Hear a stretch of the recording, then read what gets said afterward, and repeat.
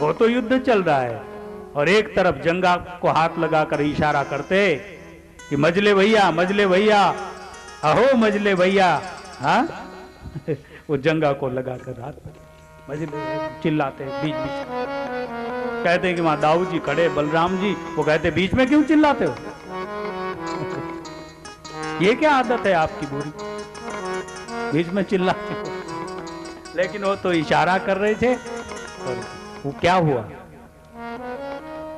जब भीम की दृष्टि गई इशारे की ओर कि जंगा के मूल में प्रहार किया जाए, तो फिर क्या बात है, मूल में एक गदा का प्रहार करते ही उसको तो भयंकर पीड़ा महसूस हुई। और बाद में भीम तो उधर ही लग गया, फिर जो है आखिर उसको धराशायी किया, उसके बाद चैन आया। लौकिक दृष्टि से अगर देखे तो ये बात कैसी लगती, अनैतिक लगती, लेकिन दाऊ ने, बलराम जी ने जब रोष प्रकट किया, बलराम जी ने कहा कि गलत, गदा युद्ध का नियम, ये दोनों मेरे शिष्य हैं। भीम को भी दाऊ जी ने ही सिखाया था गदा युद्ध, और दुर्योधन भी उन्हीं के पास सीखने गए थे, बलराम जी के पास। बलराम जी ने कहा इन्होंने हमारी गुरु परंपरा का भीम ने अपमान किया है। गदा युद्ध का नियम है कि वो कटी से नीचे, कंबर से नीचे चोट नहीं कर सकते, प्रहार नहीं कर सकते। इसने ऐसा नियम भंग क्यों किया, इसको मैं प्राण दंड दूंगा। भगवान सामने खड़े रह गए, उन्होंने कहा कि सुनो, पहले सुन लीजिए, फिर चाहे जो करे आप।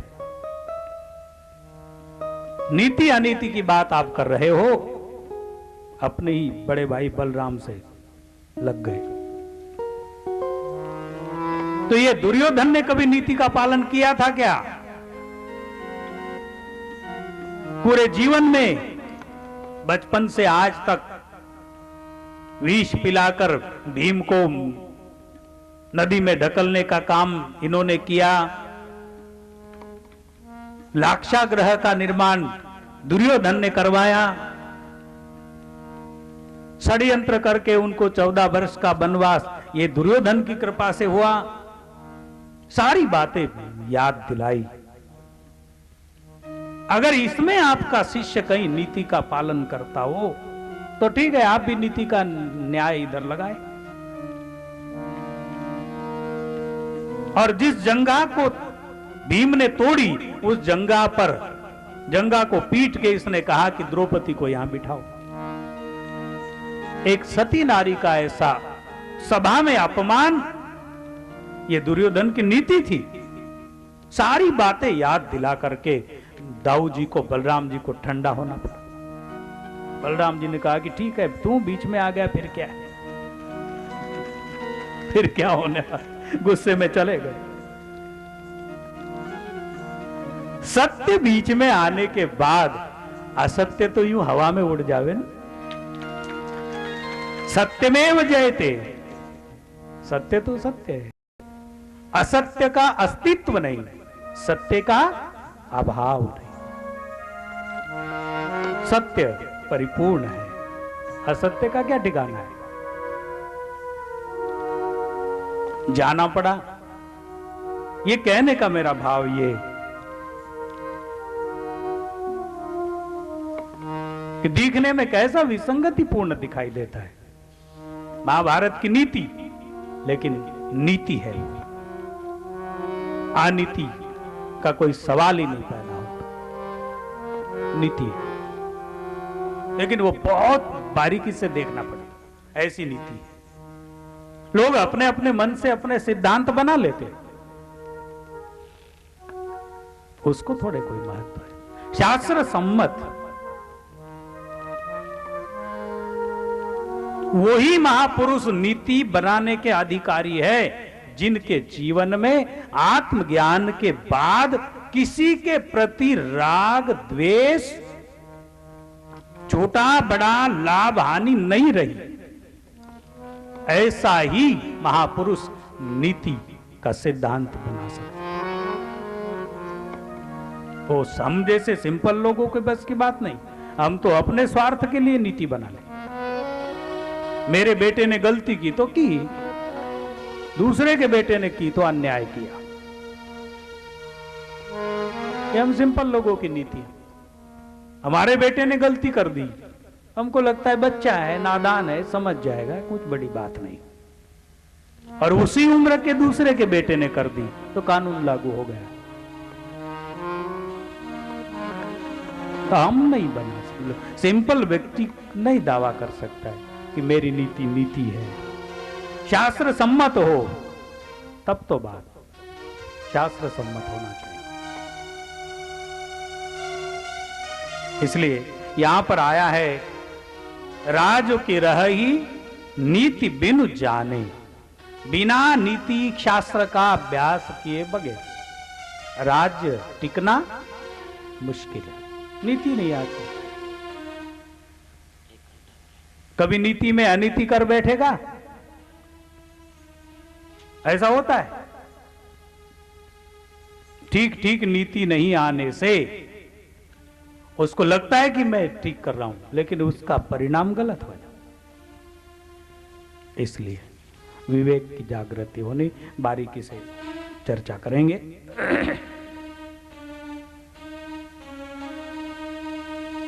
राज की रही नीति बिनु जाने, अग की रही हरि चरित्र बखाने। वो बड़ी सुंदर बात आई।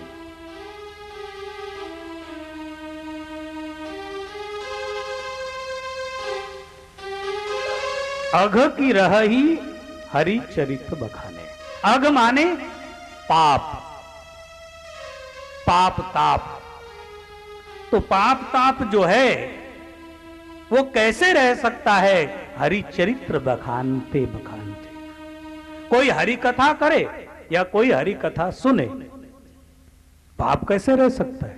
ऐसा कहा है गोस्वामी जी के सूत्रों में आया।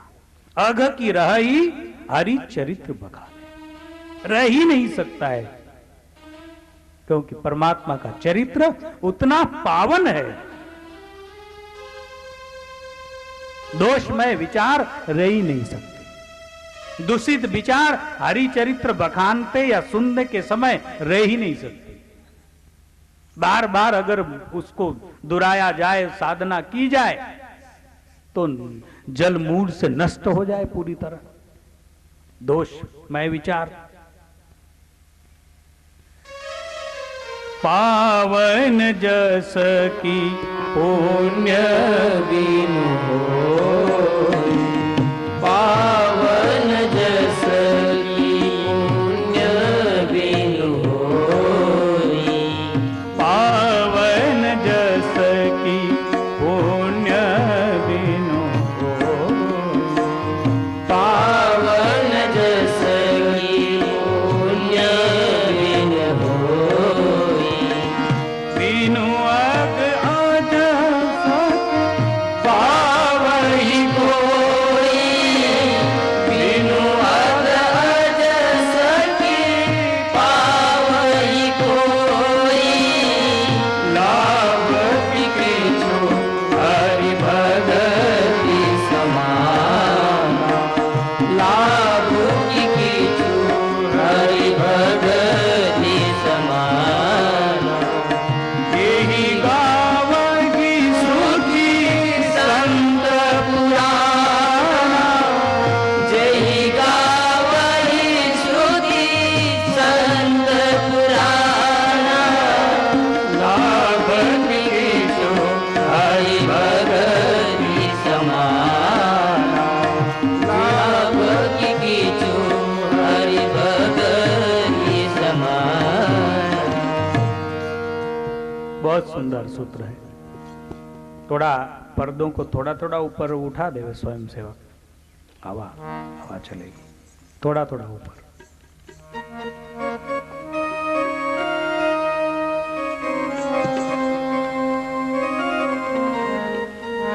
एक एक फीट ऊपर कर दो, हम भी प्रोसीजर चलते हैं।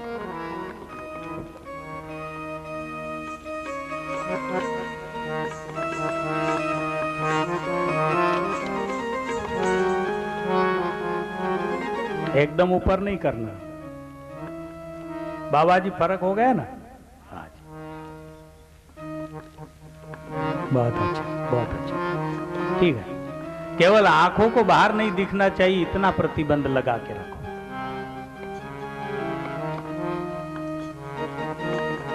क्योंकि आंखें बाहर अगर देखती है ना तो सत्संग को तो 2 कौड़ी में निकाल देवे। यूं झाके कौन आ रहा है, क्या कर रहा है, वो क्यों घूम रहा है, तुझे क्या लेना देना, इधर बैठा व्यासपीठ की तरफ देखे, लेकिन नहीं देखेगा। इसलिए ये जो है ना वो मोर के लगाने पड़ते।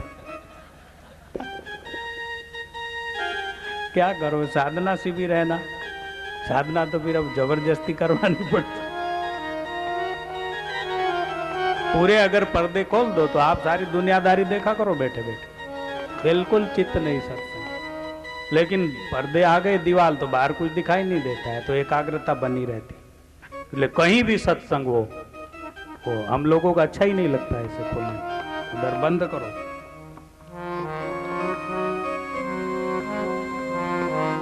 ओम ठीक है, सुविधा हो गई हवा आने। हाँ, बहुत अच्छा सूत्र लास्ट का, पावन जस की पुण्य बिनु होई। अगर कोई कीर्ति चाहता है तो बिना पुण्य के कीर्ति हो नहीं सकती। कीर्ति के लिए तो उसको उदार बनना पड़ेगा, उदार हृदय, और उदारता जब आएगी तो कीर्ति मिलेगी। कंजूस को थोड़े कीर्ति मिलने वाली है।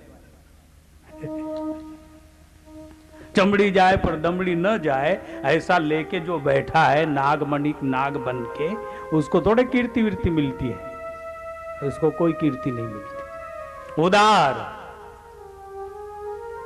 परम उदार, पावन जस की पुण्य बिनु होई। पुण्य बिना पुण्य के यश नहीं मिलता, पावन यश नहीं मिलता, अपयश मिलता है। बिनु अग अजस की पावई कोई। और बिना पाप के क्या कोई अपयश पा सकता है? क्या गारंटी से बात की है गोस्वामी जी ने? ये सारे शास्त्रों का निचोड़ है, उनका अकेला का मत थोड़े। बिना सब शास्त्रों की सम्मति लिए महापुरुष किसी सिद्धांत को ठोस नहीं कर देते। क्यों करेंगे? अग अग की रही, हाँ, बिनु अग अजस की पावई कोई। अपजस नहीं मिल सकता। जब हमारे कर्मों में फाल्ट आएगा अपजस मिलेगा। अगर कोई कहे कि बापूजी सारे दुनिया में एक व्यक्ति को अच्छा तो कोई नहीं कहता, कोई न कोई तो बुरा कहता है। बुरा कहने वाला भी झूठ मूठ बुरा कहता है। उसको मालूम है वो व्यक्ति बहुत अच्छा है, मैं उससे जलन करता हूं, जेलसी है, ईर्ष्या है, इसलिए मैं उससे बुरा कहता हूं। लेकिन भीतर उसको मालूम है ये आदमी बड़ा अच्छा है, सज्जन है, क्योंकि उसके भीतर जो बैठा है सत्य स्वरूप, वो कैसे मंजूर करेगा? इसलिए अपयश, उसे सच्चा अपयश नहीं कहते। वो तो निखार होता है महापुरुषों का। मीरा को उनके परिवार वालों ने कहा कि गोपाल क्या लगता है तेरा, साधु संतों में क्यों जाकर बैठती है, क्या संबंध है? तो मीरा को कोई दुख थोड़े होता है। मीरा तो कहती कि निखार होता है, तुम जितना निंदा करोगे, जितना ये करोगे, मुझे बल मिलता है, ईश्वरीय शक्ति मिलती है, और ज्यादा निष्ठा होती है मेरे मार्ग में, सिद्धांत में, मुझे बल मिलता है। क्योंकि उसने कोई गुनाह किया ही नहीं, तो अपजस कैसे होगा? 2 दिन भले हो जाए, लेकिन बाद में अपजस करने वाले को ही कीर्ति करनी पड़े, प्रणाम करना पड़ता है। किया ऐसे कई लोगों ने, पहले तो बहुत निंदाएं की, परेशानी की, बाद में प्रणाम करना पड़ा। बिनु अग अजस की पावई कोई, लाभ की किछु हरि भगति समाना। ये लास्ट सूत्र अपने सत्संग का। लाभ की किछु हरि भगति समाना, जेई गावई श्रुति संत पुराना। हरि भक्ति के समान लाभ है ही नहीं। सभी प्रकार से ईश्वर कार्य में कोई खर्च करे, वही उसका सही खर्च हुआ। ईश्वर कार्य में कोई समय दे, वही उसका सही समय हुआ। ईश्वर कार्य में कोई प्रेम करे, वही उसका सच्चा प्रेम हुआ। भक्ति के अंदर कहते कि एक बार मुरारी बापू को पूछा गया, किसी पत्रकारों ने, किसी ने उल्टे सीधे प्रश्न कर लेते लोग, तो जहां सत्संग हो रहा था कलकत्ता की कहीं की बात है, बहुत बड़ा पेंडाल और बहुत खर्च किया। तो उन्होंने कह दिया, पत्रकारों ने जाके पूछ लिया कि आपको कैसे लगता है बापूजी, ये जो लोग आपकी कथा में इतने करोड़ों से खर्च करते हैं, आपको कैसे लगता है? तो बोले कैसे लगता है? अच्छा लगता है। तो बोले आपको थोड़े पता होता है कि ये कैसे, कौन से पैसे यूज करते हैं, कौन से पैसे आयोजन में खर्च करते हैं इतने खुले दिल से, तो आपको थोड़े पता होता है, क्योंकि आप तो बाहर से आते हैं संत महात्मा, आपको क्या पता कि ये किस ढंग के पैसा इधर खर्च करते। तो बोले कैसा कैसा खर्च करते? बोले सब 2 नंबर का पैसा खर्च करते। तो बापूजी ने कहा कि हम तो इतना जानते हैं कि ईश्वर कार्य में जो पैसा लगता है वही 1 नंबर का है, बाकी सब 2 नंबर का। सच्चिदानंद भगवान, ईश्वर कार्य में जो खर्च हुआ वही 1 नंबर का है, बाकी सब 2 नंबर में। कितना अच्छा, अच्छा लगा? रियल है बिल्कुल। जो सबसे ऊंची चीज है, जहां पर सब भस्मीभूत हो जाता है, तो पाप ताप किए हुए खरे खोटे उसको उज्जवल करने के लिए तो भक्ति करते लोग। हम हो या आप हो, ठीक है हमारे अभी के कोई गलत कर्म न, लेकिन जन्म जन्मांतर के तो होंगे, इसलिए तो इधर जन्म लेना पड़ा। पाप और पुण्य दोनों बराबरी के हो तो मनुष्य जन्म मिले, ऐसा शास्त्रों का प्रमाण है। पाप और पुण्य दोनों बराबरी के हो तो मनुष्य जन्म मिले। जैसे परीक्षा में विद्यार्थी बैठे और दोनों विद्यार्थी को सेम मार्क हो गए, ठीक है, वो आदमी लोग उसको करते इसलिए सेम नहीं होने देते, एक हाथ कम ज्यादा करते, लेकिन अगर सेम हो गए तो क्या उपाय? दोबारा पेपर दो। 1 नंबर 2 व्यक्ति को तो नहीं दिया जा सकता, तो दोबारा एक ही कॉलेज में। इसी तरह अगर पुण्य ज्यादा हो गए तो देवलोकों की प्राप्ति हो जाती है, और पाप ज्यादा हो गए तो नीच योनियों की प्राप्ति हो जाती है। सुकर कुकर अमुक नीच योनि की प्राप्ति, नहीं तो देवलोकों की प्राप्ति होती। और पुण्य और पाप अगर बराबर रहे तो मनुष्य जन्म मिलता है कि दोबारा टेस्टिंग दो, एक क्या है, ज्यादा वाला क्या है, उधर भेज के वो किया जाए। नीच योनियों में भेजकर शुद्धता की जाती है, किया कराया भोग कर उसको साफ सफाई करके पुनः रूटीन में लिया जाता है। और पुण्य कर्म अगर इच्छा रूपी कर्म है, निष्काम कर्म नहीं, इच्छा से जो किए जाए, मैं सत्कर्म कर रहा हूं मुझे पुण्य मिलेगा, मैं ये अच्छा काम कर रहा हूं इसका मुझे पुण्य फल मिले, ऐसी जो कामना से किया जाए उसे देवलोक मिलता है। और वहां पर पुण्य भोग लेने के बाद सिने पुण्य मृत लोका विसंति, इधर इस तरह की व्यवस्था। तो भक्ति लाभ की किछु हरि भक्ति समाना, सूत्र कहता है कि हरि भक्ति के समान कोई भी लाभ नहीं है। इतना बड़ा लाभ ही नहीं हरि भक्ति के समान। जय गावई श्रुति संत पुराण। गोस्वामी जी ने प्रूफ सहित ये बात बताई। मैंने कहा ना कि अकेले के मन से थोड़ा इतना ठोस सिद्धांत किया, सारे वेद पुराण ऋषि मुनि संत महात्माओं के प्रामाणिक वो लेकर के। हरि भक्ति के समान लाभ नहीं है। स्वामी जी कहते जेई कावई श्रुति संत पुराण। श्रुति माने वेद और संत पुराण सब गाते हैं। किस बात को दोहराते हैं कि ईश्वर भक्ति के समान लाभ नहीं है मनुष्य जीवन में। तो आज के सूत्र में ये सारे विषय लिए गए हैं। शुरुआत में से चर्चा करेंगे। भगवान कहते पार्थ, जिस परमात्मा में के अंतर्गत ये सारा संसार है, सच्चिदानंद परमात्मा से ये समस्त जगत परिपूर्ण है, वो इतना बड़ा परमात्मा भक्ति से प्राप्त होने योग्य है। किससे प्राप्त होने योग्य है? भक्ति से प्राप्त। इतना बड़ा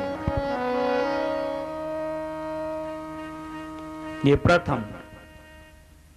उस निरंतर मेरे ध्यान आदि में लगे हुए जो मेरे भक्त है, तेषाम सतत युक्तानाम भजताम प्रतिपूर्वकम। तो जो मुझे प्रीति पूर्वक भजता है, भक्ति से प्राप्त होने योग्य है। लेकिन कौन सी भक्ति? कोई फॉर्मेलिटी निभावे कि मंदिर में जाए और पूजा करे और ये वो कर दिया तो भक्ति कर दी? नहीं, पता नहीं, उसी को पता और भगवान को पता उसने भक्ति की है या औपचारिकता की है। एक व्यक्ति तो औपचारिकता भी करे, ठीक है, करना पड़ता है इसलिए करना है, और एक भक्ति करे, करना पड़ता है इसलिए नहीं, प्रभु को रिझाने के लिए, प्रभु को पाने के लिए, खुश करने के लिए मैं करूं, भक्ति करूं। उसको प्रीति शब्द दिया गीता जी में। गीता जी बहुत आकार से तो बहुत छोटा शास्त्र है। कितना छोटा सा ग्रंथ है गीता जी, लेकिन महाराज संसार के समस्त बुद्धिमानों का रिसर्च है गीता शास्त्र के ऊपर कि दुनिया का कोई भी ऐसा सिद्धांत नहीं, ऐसी बात नहीं जिसका समाधान गीता शास्त्र में न हो। ज्ञान विज्ञान सभी प्रकार से। लेकिन अब कौन किस भाव से, किस विचारधाराओं के द्वारा गीता जी का दर्शन करता है, वो उनके ऊपर निर्भर करता है।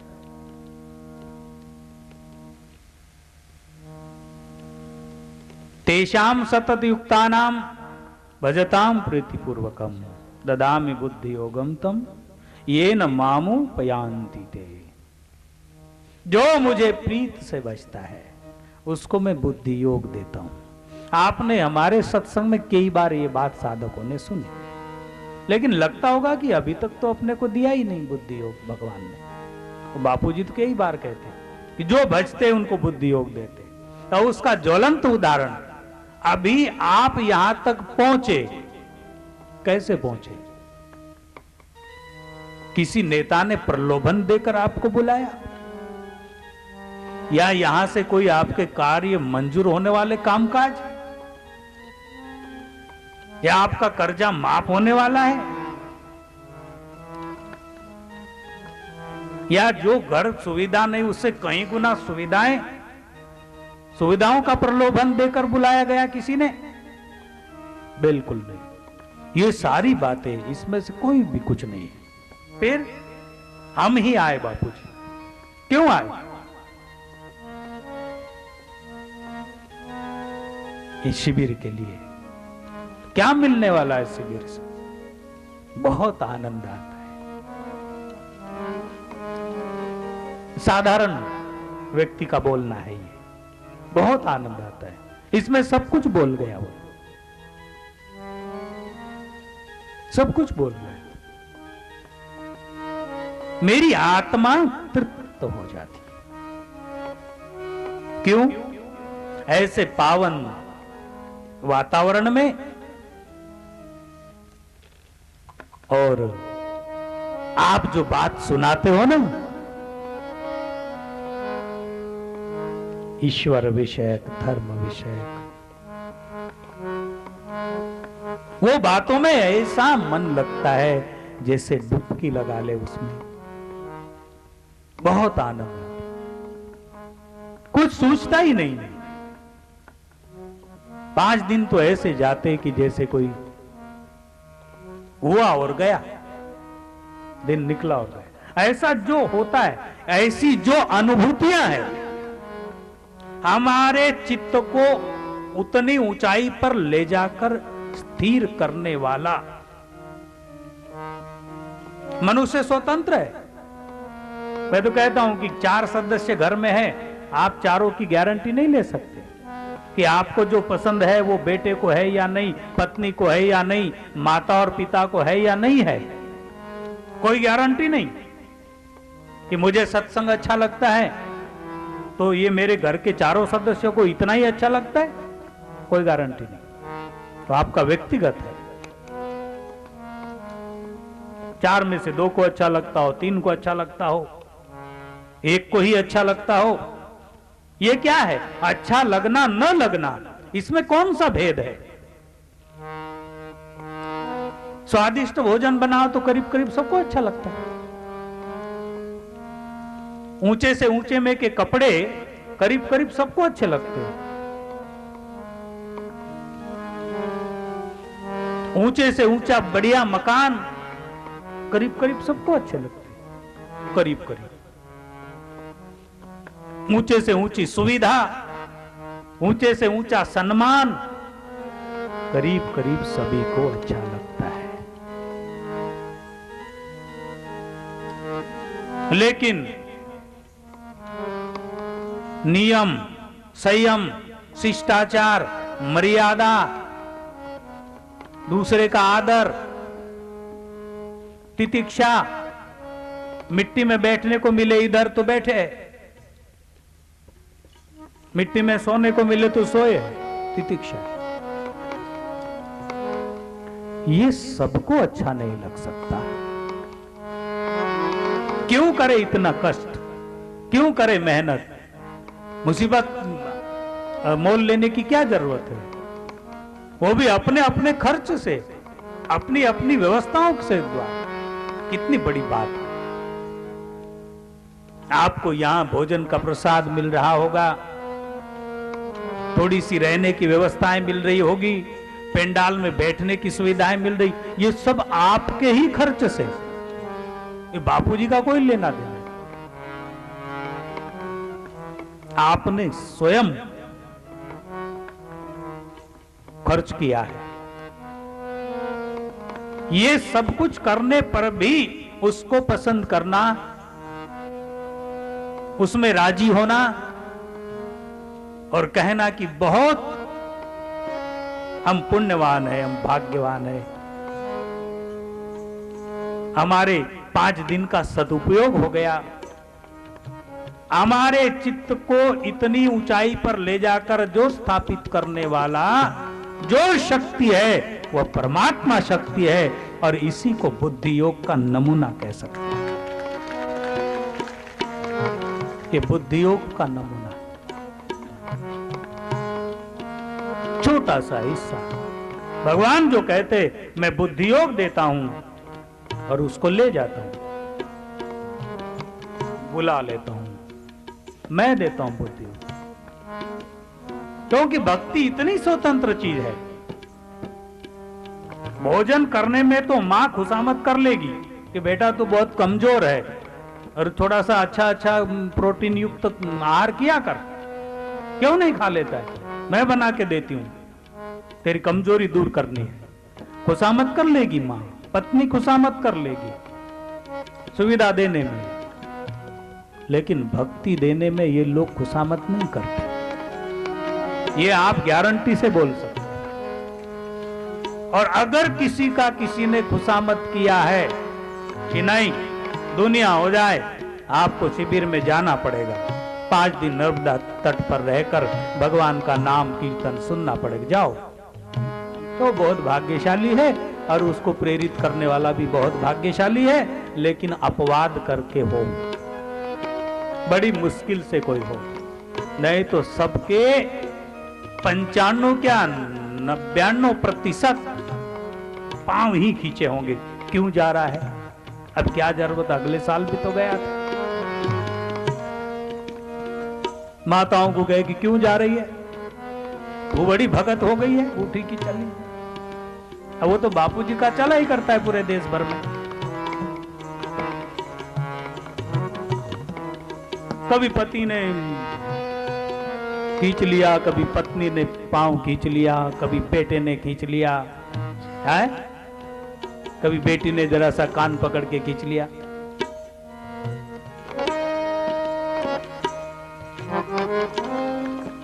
95% खींचा ही होगा।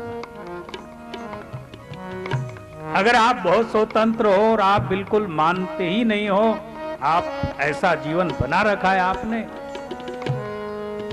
तो इतना तो कह ही दिए होंगे कि फिर आखिरी के 3 दिन चले जाना ना, अभी तो शुरुआत है।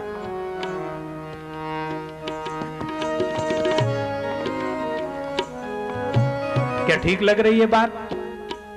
करीब करीब ऐसा होता है। और ऐसे होने में ये जो प्रखर निश्चय को दृढ़ कर देना कि नहीं, हम किसी की नहीं सुनेंगे, जो करना है वो करेंगे, हमारी मर्जी, जाएंगे। इतनी पावर, इतनी शक्ति किसने दी? किसने दी? ईश्वर ही। ठीक है, हमारी समझ कमजोर हो जाए तो हम कहे कि नहीं नहीं, भगवान क्या शक्ति देंगे, मैं मेरे ही उठ के आ गया। अच्छी बात है, तू भी तेरा उठ के आया, लेकिन है शक्ति किसी दूसरे की। जरा सी नासिका की वायर निकाल देवे और नाक चूने लग जाए तो बंद हो जाए, झोला भरा हुआ रख देना पड़े। सुबह जरा सी वायर खींच ले, फेस टू फेस कर देवे कहीं। अरे भाई, झोला भर के तैयार था, सुबह इतनी खांसी सर्दी हो गई, अब वहां जाके करूं क्या ठंडी में? फिर ये सारी सुरक्षितता किसने प्रदान की? ईश्वर ने।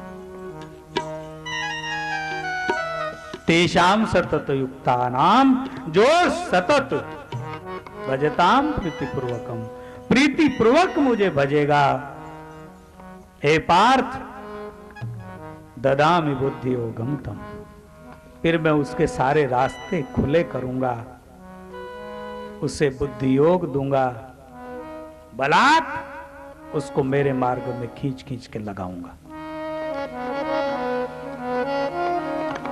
इतनी सारी गारंटी भगवान ले, तो क्या तकलीफ है? केवल एग्री होना है, तैयार होना है कि मुझे इशारा करो।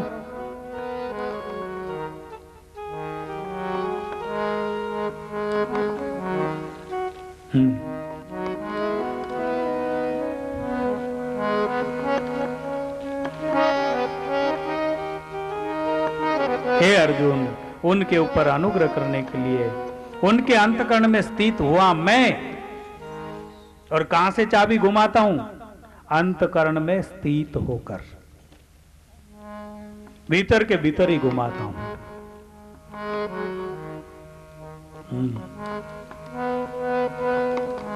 कभी कभी किसी का तीव्र प्रारब्ध आ जाता है कि आज इसकी मौत है, तीव्रतम प्रारब्ध,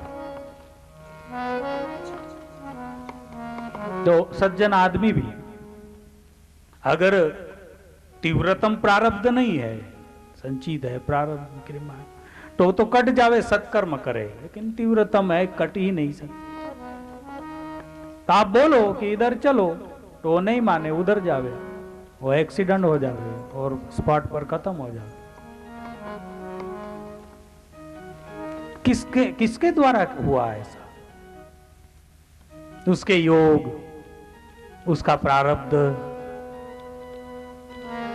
जो जो नाम दे हम, लेकिन शुरुआत तो उसके विचारों से ही हुई ना कि मुझे इधर जाना है। आज विचार बदल भी सकते थे, और कहीं लोग जिनके तीव्रतम प्रारब्ध नहीं होते हैं, लेकिन आज प्रारब्ध में है कि आज दुख आने वाला है, पर वो पुण्य कर्म करने का आदी हो गया है, उसको पुण्य कर्म करने की आदत हो गई है, उसका पुण्य संचय है, उसको उधर जाने के बजाय इधर सूझे, दूसरी तरफ सूझे कि नहीं नहीं आज इधर नहीं, आज इधर जाए। और पता चले कि अच्छा हुआ आप उसी गाड़ी में बैठे थे। क्यों? आप उतरे और दूसरे में बैठ गए, उसके बाद उसका गाड़ी गिर गई, एक्सीडेंट। उदाहरण। तो फिर हमारे भारतीय परंपरा में ये सारी भाषण, छोटे छोटे सिद्धांत के शब्द प्रचलित है। सिंपल लोग भी कहेंगे आज उसके बड़े पुण्य है, कोई न कोई पुण्य आया, बच गया। बड़ी अचंभे की बात, शायद मैंने आपको एक बार सुनाई थी कि हरियाणा पंजाब की एक बात थी, रियल घटना घटी हुई। कहते कि एक बस जा रही थी भरी हुई, और एक सीट के नीचे सांप था। सुनी क्या मेरे द्वारा? सीट के नीचे सांप था। जैसे ही बस चली, कुछ किलोमीटर पहुंची और सांप बाहर आ गया। जिसके सीट के नीचे था उसके ही बाहर आ गया। बाहर आ गया तो अब चालू बस में क्या करे, वो खड़ा रह गया। फिर उसके पांव में उलझ गया। गाड़ी खड़ी की एक होटल के ऊपर, ढाबा था बीच में, वो भरा भर लोग उतर गए डर के मारे, और सांप उसके पांव को वो लपेट करके बैठ गया। लोग बड़े मुश्किल से प्रयास कर रहे हैं, आखिर इतने परेशान हुए गाड़ी के सब सवारी के लोग कि इसको नीचे उतार दो और हमको जाने दो। घंटा भर हो गए उसके पच रहे हैं, वो उसका पीछा छोड़ नहीं रहा है, और हम भी उसके पीछे परेशान, कोशिश भी बहुत कर रहे हैं, लेकिन सांप छोड़ता नहीं है। तो कहते कि उसको विनती करते, अरे भाई तेरे जान के पीछे हम सबको परेशानी क्यों लगा रहे? जो होना है वो होना है, अब एक काम कर, नीचे उतर जा। जब उनको मालूम है कि नीचे उतरेगा तो इसको सर्पदंश होगा, ये हालचाल करेगा तो इसको डसेगा, और ये मरने ही वाला है। पर गाड़ी कब तक खड़ी करे? वो कहते कि उतारे, उतरा, उसको डाउंस नहीं किया साहब, लेकिन छोड़ा नहीं पाऊं। और जैसे ही गाड़ी के नीचे उतरा, लोगों ने कहा भाई अब तू जान और तेरा किस्मत, अब हम क्या करें? अभी इधर जो वो डाबे में उधर रख दी। कहते कि गाड़ी शुरू हुई और सांप उसके पांव को छोड़ के चला गया, और गाड़ी का एक्सीडेंट हो गया, गिर गई पुल के नीचे। सब लोग खत्म हो गए, अकेला ही बचा। ऐसा रियल मुझे सुनाया किसने, एक घटना। कई घटनाएं होती है ना? आश्चर्य, बड़ा आश्चर्य। दिखाई दे रहा था उसका काल, लेकिन वो सबका काल था, उसने कुछ नहीं किया उसको। तो बड़ी अद्भुत, सारा आश्चर्यमय है पूरी सृष्टि। तो बंधुओं, भगवान जो वचन देते, भगवान कहे, उसमें क्या संशय है?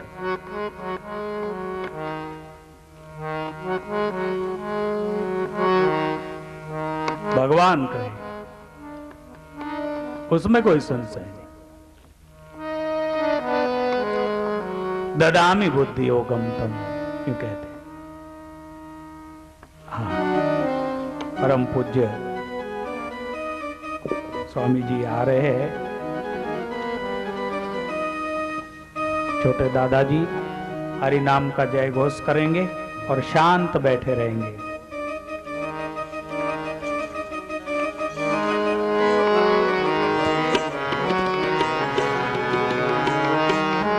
भगवान तुम्हारी जय जय हो, भगवान तुम्हारी जय जय हो, भगवान तुम्हारी जय जय हो, भगवान तुम्हारी जय जय हो, भगवान तुम्हारी जय जय हो,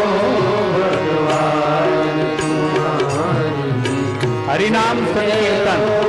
भगवान तुम्हारी हरि नाम संकीर्तन पूज्य दादाजी के स्वागत में भगवान नाम से।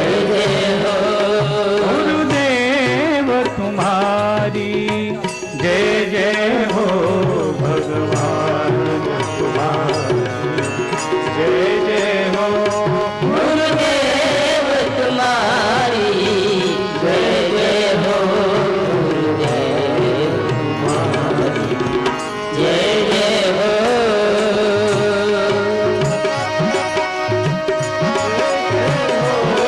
भगवान तुम्हारी जय जय हो, गुरुदेव तुम्हारी जय जय हो, गुरुदेव तुम्हारी जय जय हो, भगवान तुम्हारी जय जय हो, भगवान तुम्हारी जय जय हो, भगवान तुम्हारी जय जय हो, भगवान तुम्हारी जय जय हो, गुरुदेव तुम्हारी जय जय हो, गुरुदेव तुम्हारी जय जय हो, गुरुदेव तुम्हारी जय जय हो, गुरुदेव तुम्हारी जय जय हो,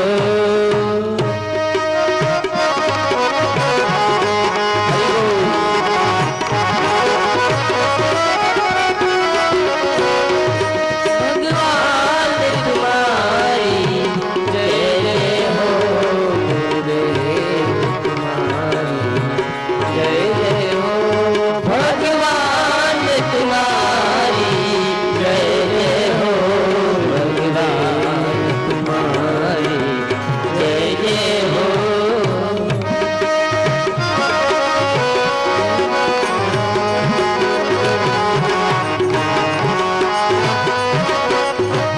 भगवान तुम्हारी जय जय हो, गुरुदेव तुम्हारी जय जय हो, गुरुदेव तुम्हारी जय जय हो, भगवान तुम्हारी जय जय हो, गुरुदेव तुम्हारी जय जय हो, भगवान तुम्हारी जय जय हो, भगवान तुम्हारी जय जय हो, गुरुदेव तुम्हारी जय जय हो, गुरुदेव तुम्हारी जय जय हो, भगवान तुम्हारी जय जय हो, भगवान तुम्हारी जय जय हो, गुरुदेव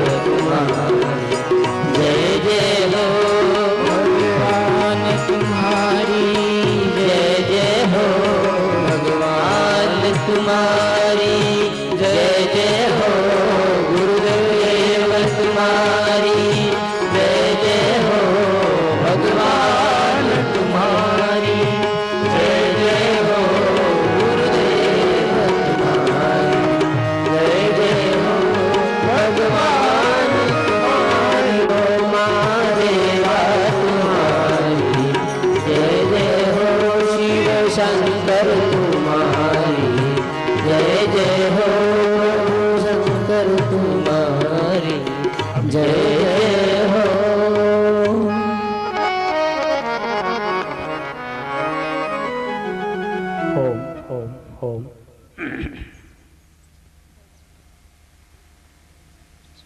हाँ, बड़े सौभाग्य का दिन है। शिविर के प्रथम दिवस में ही पूज्य महाराज श्री दादाजी के दर्शन हुए और प्रतिवर्ष परम पूज्य दादाजी बड़े उदार हृदय से आप और हम लोगों को दर्शन देने के लिए यहाँ पधारती है। इसलिए हृदय से हम सभी पूज्य दादाजी के आभारी हैं।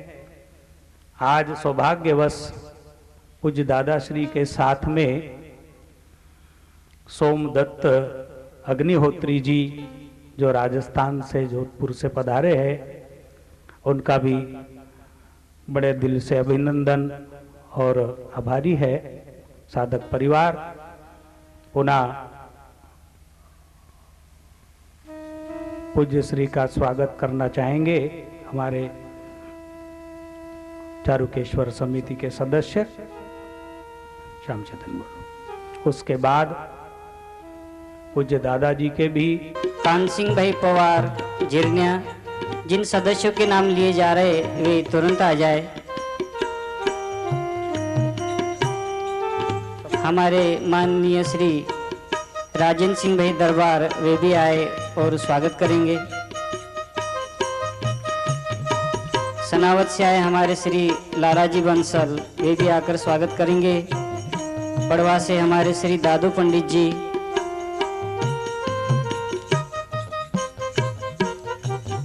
हमारे नरेंद्र भाई पटेल जो सनावत से आए हैं, डॉक्टर विजय सावंत जो पुणे से पधारे हैं, श्री नारायण भाई कोटेश्वर आश्रम, श्री सुधाकर राजाराम पाटिल बुरहानपुर तहसील से आए, श्री शांतिलाल भाई पवार जामनेर अम्बेहोल, श्री परशुराम भगा पवार जो 40 गांव से आए हैं, श्री भाईराम भाई गुजर सनावत,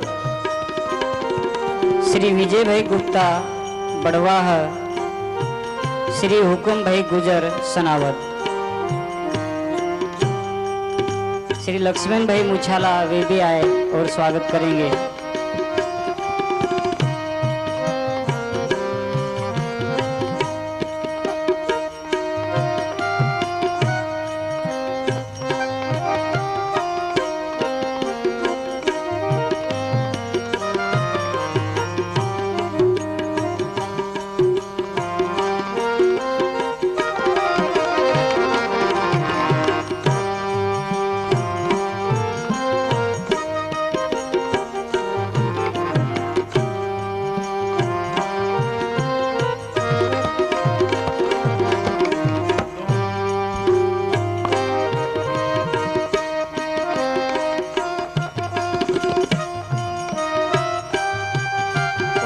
स्वस्ति न एतावानश्च महिमातो ज्यायांश्च पुरुषः पादोश विश्वा भूतानि त्रिपादस्यामृतं दिवि त्रिपादूर्ध्वोदयत्पुरुषः पादोषेह भवत्पुनः ततो विश्वं व्यक्रामत्शासनानशने अभि ततो विराड जायत विराजो आदिपुरुषः स जातो अतरिचत पश्चाद्भूमिमथो पुरः तस्मात् दद्यात् सर्वभूतः संवृतं प्रकदाज्यम् चक्रे वायव्या नारण्या ग्राम्याश्च ये तस्मादग्न्या सर्वाहुतारि चाह सामानि जग्निरे छन्दागुषि जग्निरे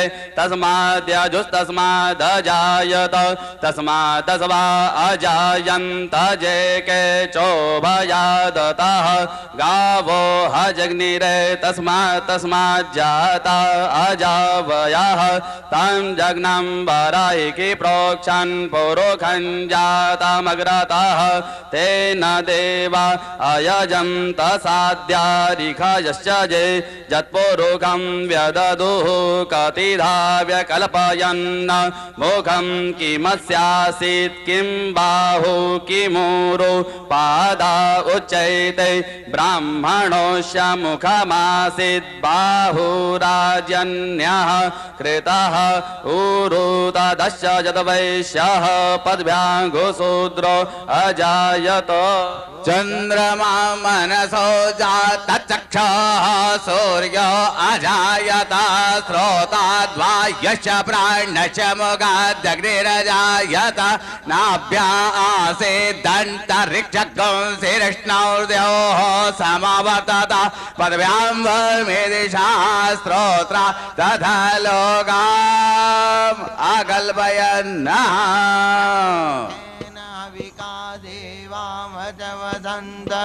वसंतो साध्वीराजमं शरद्धवेः सप्त्याशासन् परिधयति सप्तसमिधः कृताः देवा यज्ञन्दन्तन्वर्ण अवदन् भरगं पशुम् जग्नेन यज्ञमयजन्त देवास्तानि धर्माणि प्रथमान्यासन्नः ते हनागं महिमानः सजन्त यत्र पूर्वे सन्ति देवाः।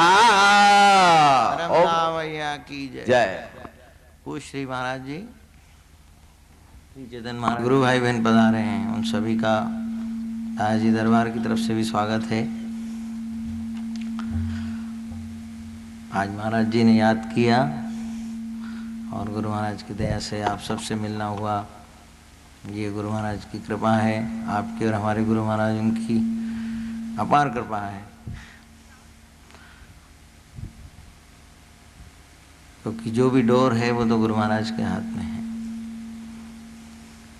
गुरु महाराज खींचते हैं, हम सब खींचे आते हैं। तो आप सभी महाराज जी के प्रेम के बंधन में यहाँ सब एकत्र हुए हैं और सत्संग का आनंद लेके हृदय वसो विराज जो जाए थे। इनकी जो वाणी है, जो आप रोज 6 दिन सत्संग होगा, उस वाणी को धारण करना ही आप सबका धर्म है।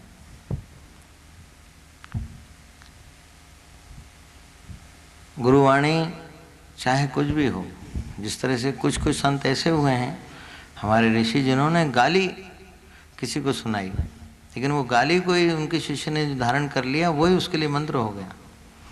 तो गुरु महाराज की वाणी ही सब कुछ है। वाणी में उन्होंने जो कह दिया, क्योंकि गुरु वाणी सिद्ध वाणी है। गुरु महाराज का जो भजन अपना होता है, उस भजन के प्रताप से वाणी सिद्ध हो जाती है।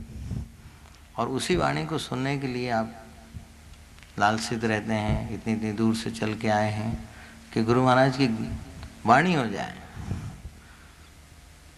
तो वाणी तो ज्ञान का प्रसार करती है, लेकिन दृष्टि जैसे सन्यासी की दृष्टि है, अपने सद्गुरु की दृष्टि है, दृष्टि विश्वास स्थापित करती है। तो वाणी तो आप सुन रहे हैं, लेकिन इनकी जो भी हमारे इष्ट गुरु हैं, उनकी दृष्टि पात्र होना बहुत जरूरी है। तो उनकी दृष्टि के लिए हमेशा सन्मुख रहें। जितना भी समय हो सके गुरु महाराज की दृष्टि खाली हो जाए, लेकिन ये आम दृष्टि नहीं। जिस समय उनकी प्रसन्न मुद्रा होती है, जिस समय जैसे वो अपना पूजन पाठ जो भी आराधना सुबह की करके जब निकलते हैं, उस समय जरूरी है कि आप सभी शिष्य अपने गुरु का चरण छुएं। उस समय जो दृष्टि होगी, क्योंकि उनका भी उस समय भजन का तप करके निर्मल है, उस समय जिस पे दृष्टि हो जाएगी वो दृष्टि ही, अब उसके आगे शब्द नहीं है कि वो दृष्टि क्या करेगी। ये आपके विश्वास पे है, आपने किस भाव से उनको चरण छुए और किस भाव से आपने उस समय उनकी अनुग्रह किया है। उस समय जो आपकी याचना है वो याचना पूरी होगी। तो हमारे परंपरा है गुरु महाराज की। हमारे ऋषि मुनियों ने, आदि गुरुओं ने, जितने भी हमारे महर्षि हुए हैं, वाल्मीकि हुए हैं, यमदग्नि हुए हैं, याज्ञवल्क्य हुए हैं, उन सभी ने वेदों में गुरु की वाणी और उनकी दृष्टि, उसी के बारे में अलग अलग तरह से उदाहरणों के द्वारा हमको समझाया है। आप सभी अपने गुरु महाराज के सामने हैं और श्री महाराज जी, उनकी दृष्टि तो हमेशा रहती है आप सब पे, लेकिन किस समय किस पे दृष्टि क्या होगी, उस दृष्टि के लिए हमेशा प्रतीक्षित रहें। और साधना जीवन का ऐसा अंश है कि ये कभी परिपूर्ण नहीं होता है। जब तक हमें जीना है, जब तक साधना चलती रहेगी। और साधना का आवर्त हमेशा बना रहे। जैसे कुछ लोग ये कहते हैं हमें गुस्सा आता है, लेकिन हो सकता है गलत हो, लेकिन मेरी सोच ये है कि गुस्सा उसी को आता है जिसका भजन नहीं होता है। जिसका भजन परिपूर्ण होता है उससे गुस्सा नहीं आता है, और आएगा भी तो क्षणिक आएगा। तो क्षणिक गुस्सा भले ही हो, लेकिन गुस्सा घर नहीं करना चाहिए। गुस्सा यदि घर करेगा तो चांडाल रूप लेगा। तो इसलिए गुस्सा घर नहीं करे, गुस्सा हरदम नहीं रहे। जैसे कुछ लोग किसी को बोलते हैं कि ये गुस्से में ही रहता है, तो गुस्सा घर नहीं करें। उसी लिए हम गुरुवाणी, सत्संग, भजन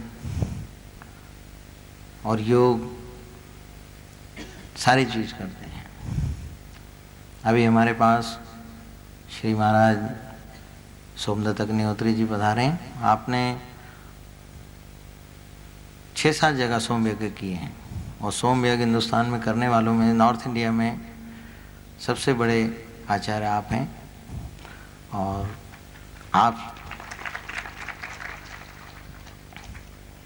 आपसे मैं अनुरोध करता हूं कि महाराज श्री यजुर्वेद, सामवेद सबके ज्ञाता हैं। तो यजुर्वेद, सामवेद से कुछ ऐसी वाणी, कुछ ऋचा, भले ही आपको समझ नहीं आए।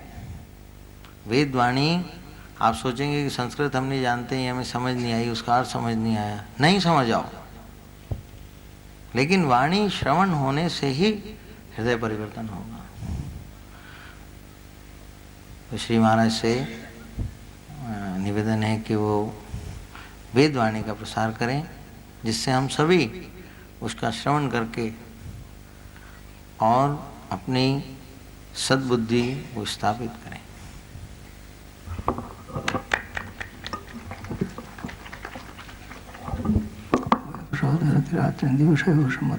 जीवां श्रीमकविधानैकरसिकप्रभो त्वां श्रीमान्योयवतु शिवराजप्रभुरलं श्रीमज्जगद्गुरु शान्तिकाचार्य चरण कमलेभ्यो नमः।